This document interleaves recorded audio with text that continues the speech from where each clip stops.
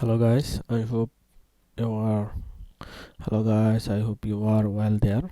So today's video I'm going to show you that how you can remove mouse cursor from Camtasia. So I'm not going to make this video big, just shortcut.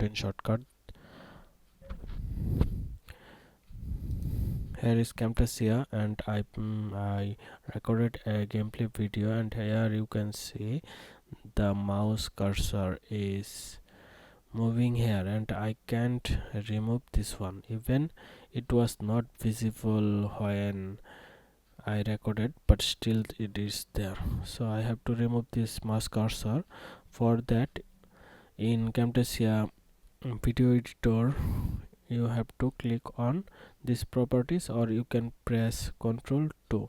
Click here or click Ctrl 2, and from here you can see here is media and sound, audio properties, media visual properties, and here you see the cursor properties.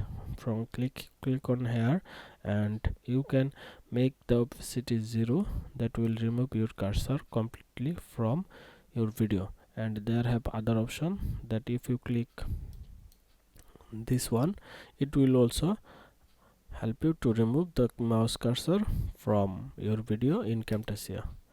So that's easy. Click on properties,